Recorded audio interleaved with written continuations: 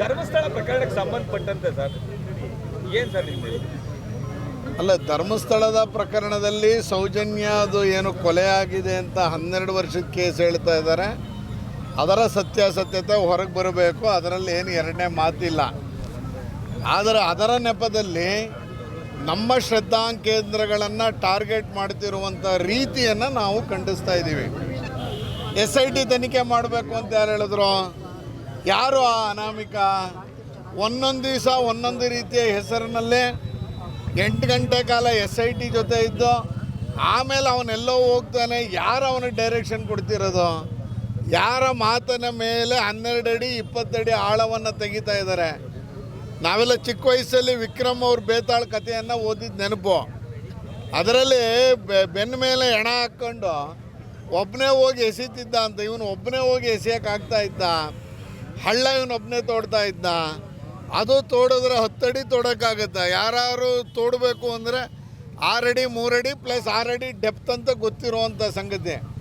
ಅಂಥದ್ರಲ್ಲಿ ಇವನು 20 ಅಡಿ ಹೇಳಿದ್ರೆ 20 ಅಡಿ ತೋಡ್ತಾ ಇದ್ದಾರೆ ಪೊಲೀಸರು. SIT ರಚನೆ ಮಾಡಬೇಕು ಅಂತ ಕೊಟ್ಟವ್ರು ಯಾರು? ಹೌದು, 194 ಇದ್ರ ಪ್ರಕಾರ ಹೇಳಿಕೆ ಕೊಟ್ಟಿದ್ದಾನೆ ಅಂತ. ಜಡ್ಜ್ ಏನಾದರೂ SIT ತನಿಖೆ ಮಾಡು ಅಂತ ಹೇಳಿದ್ಯಾ?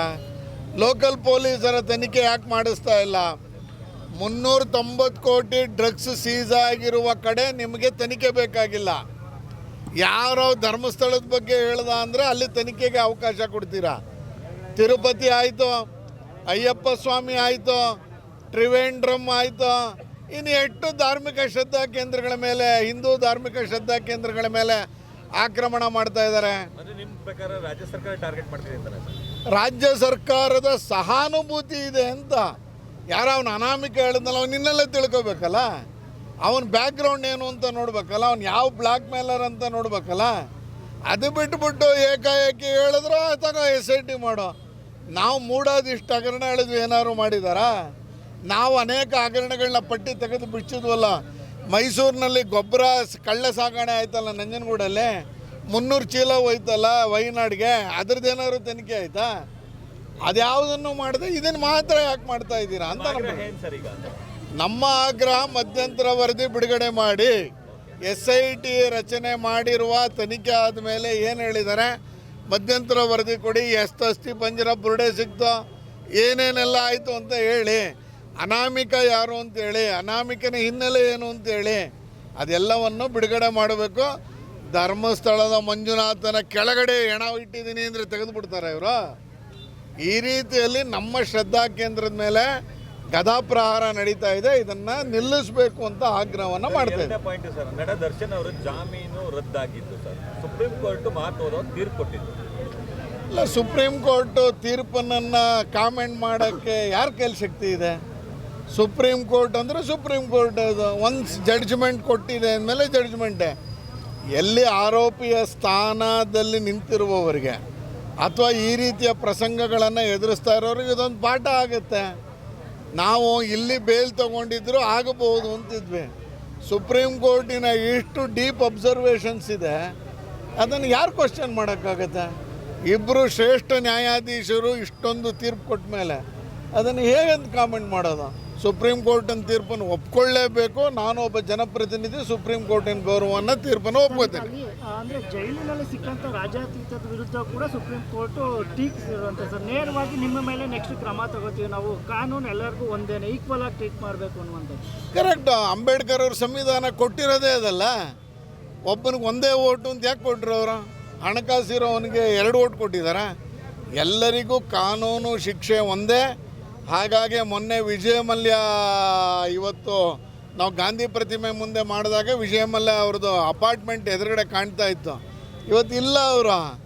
ಆ ಹಿನ್ನೆಲೆಯಲ್ಲಿ ಕಾನೂನು ಒಂದೇ, ಎಲ್ಲರಿಗೂ ಒಂದೇ. ಕಾನೂನನ್ನೆಲ್ಲರೂ ಪಾಲಿಸಬೇಕು. ಸುಪ್ರೀಂ ಕೋರ್ಟ್ ತೀರ್ಪು ಸತ್ಯಕ್ಕೆ ನ್ಯಾಯ ಸಿಕ್ಕಿದೆ ಅಲ್ಲ, ಸುಪ್ರೀಂ ಕೋರ್ಟಿನ ಜಡ್ಜ್ಮೆಂಟ್ ಬಂದ ಮೇಲೆ ನ್ಯಾಯ ತಾನೇ ಅದು. ನಾವು ಅದನ್ನು ಕಾಮೆಂಟ್ ಮಾಡೋಕ್ಕಾಗೋದೇ ಇಲ್ಲ ಅಂತ. ನಿಮಗೆ ಇಷ್ಟ ಇದೆಯೋ ಇಲ್ವೋ, ಸುಪ್ರೀಂ ಕೋರ್ಟ್ ಜಡ್ಜ್ಮೆಂಟ್. ಈಗ ರಾಜಣ್ಣವ್ರ ಪ್ರಕರಣ ಆಗ್ಬೋದು ಸರ್. ಈಗ ರಾಜ್ಯ ಸರ್ಕಾರದಲ್ಲಿ ರಾಜಣ್ಣವ್ರನ್ನ ಏಕಾಏಕಿ ಸಚಿವ ಸಂಪುಟದಿಂದ ವಜಾ ಮಾಡಿದ್ದು ಸರ್. ಇಂಥ ಬೆಳವಣಿಗೆಗಳು ರಾಜಕಾರಣಿಗಳ ಶಕ್ತಿ ಕುಂದಿಸಿದ ಹೆಂಗೆ ನೀವು ಮಾರಲ್ಲಿ? ಹೌದು, ಸತ್ಯ ಹೇಳಿದ್ರೆ ನಡೆಯೋದಿಲ್ಲ ಅನ್ನೋದನ್ನು ಮತ್ತೊಮ್ಮೆ ಪ್ರೂವ್ ಮಾಡ್ತಾ ಇದ್ದಾರೆ. ರಾಜಣ್ಣ ಅವರು ಹೇಳಿದ ಸತ್ಯ ಸಂಗತಿಗಳು ಯಾವುದು ವೋಟರ್ ಲಿಸ್ಟಲ್ಲಿ ಅಕ್ರಮ ಆಗಿದೆ ಅಂತ ಅವರ ಅಧ್ಯಕ್ಷ ಹೇಳಿದ್ದನ್ನೇ ಅವ್ರು ಹೇಳಿದ್ದು ಇಲ್ಲ ಆತ ಆಗಿರಲಿಲ್ಲ, ಚುನಾವಣಾ ಆಯೋಗ ಆ ಥರ ಮಾಡಿರಲಿಕ್ಕಿಲ್ಲ ಅಂತ ಹೇಳಿದ್ದ ಕಾರಣಕ್ಕೆ ಅವರನ್ನು ಒಬ್ಬ ಹಿಂದುಳಿದ ನಾಯಕ ಅಂತ ಗೊತ್ತಿದ್ರೂ ಎಸ್ ಟಿ ಸಮುದಾಯದ ಪ್ರಭಾವಿ ನಾಯಕ ಅಂತ ಗೊತ್ತಿದ್ರೂ ಅವರ ರಾಜೀನಾಮೆಯನ್ನು ತೆಗೆದುಕೊಳ್ಳದೆ ಅವರನ್ನು ಸ್ಯಾಕ್ ಮಾಡಬೇಕು, ನೀವು ಕ್ಯಾಬಿನೆಟಿಂದ ಕೈ ಬಿಡಬೇಕು ಅಂತೇಳಿ ಒತ್ತಾಯ ಮಾಡಿರುವಂಥ ಹೈಕಮಾಂಡ್ ಇದು. ರಾಜಣ್ಣ ಅವ್ರಿಗೆ ಅನ್ಯಾಯ ಮತ್ತೆ ಮೋಸ ಮಾಡಿದ್ರು ಅಂತ. ಹೌದು, ನಾವು ಯಾವ ಮಿನಿಸ್ಟ್ರಿಗಳ ಮೇಲೆಲ್ಲ ಹೇಳಿದ್ವಿ, ಯಾರ ಮೇಲೆ ಮಾಡಿದ್ರು? ಭೈರತಿ ಸುರೇಶನ್ ಮಾಡಿದಾರಾ? ಮೈಸೂರಿನ ಎಚ್ ಡಿ ಕೋಟೆಯಲ್ಲಿ ಅಕ್ರಮ ರೆಸಾರ್ಟ್ ಇದೆ ಅಂತ ಹೇಳಿದ್ವಲ್ಲ, ಅದ್ರ ಮೇಲೆ ಏನಾದ್ರು ಮಾಡಿದಾರಾ? ಅಂದರೆ ಸಿ ಎಂ ತವರೂರಿನಲ್ಲಿ ನಡೆಯುವಂಥ ಎಲ್ಲ ಅಕ್ರಮಗಳಿಗೆ ಯಾವುದೇ ತನಿಖೆ ನಡೆಯಲ್ಲ. ರಾಜಣ್ಣ ಹೇಳಿದ ಮಾತಿಗೆ ಮಾತ್ರ ಅವನ್ನ ಸ್ಯಾಕ್ ಮಾಡ್ತಾರೆ ಅಂದ್ರೆ ಮೈಸೂರಿನ ನಮ್ಮ ಜಿಲ್ಲೆಯಲ್ಲಿ ನಡೀತಿರುವಂಥ ಅಕ್ರಮಗಳು ಒಂದ ಎರಡ ಸರ್? ಗಾಂಜಾ ಕೇಸ್ ಸಿಕ್ತು, ಫ್ಯಾಕ್ಟ್ರಿ ಸೀಸ್ ಆಯಿತು, ಫ್ಯಾಕ್ಟ್ರಿ ಆದಮೇಲೆ ಅಕ್ರಮ ರೆಸಾರ್ಟ್ ನಡೀತಾ ಇದೆ, ಈ ಕಡೆ ಗೊಬ್ಬರ ಚೀಲ ಮೈಸೂರಿನಿಂದ ನಂಜನಗೂಡಲ್ಲಿ ಕಳ್ತನ ಆಗ್ತಾ ಇದೆ. ಏನು ಅಂದ್ರೆ ಅರ್ಥ, ಮೈಸೂರಿನಲ್ಲಿ ಏನು ಮಾಡಿದ್ರು ಈ ಸರ್ಕಾರ ನಮಗೆ ಬೆಂಬಲ ಕೊಡ್ತಾ ಇದೆ ಅಂತ ಅಂದ್ಕೊಂಡು ಮಾಡ್ತಿದ್ದಾರೆ. ಅವ್ರು ಶಿಕ್ಷೆ ಕೊಡಬೇಡ್ವಾ? ಆ ರೀತಿಯಲ್ಲಿ ಈ ಸರ್ಕಾರ ಈ ಜಿಲ್ಲೆಯಲ್ಲಿ ನಡೀತಾ ಇದೆ.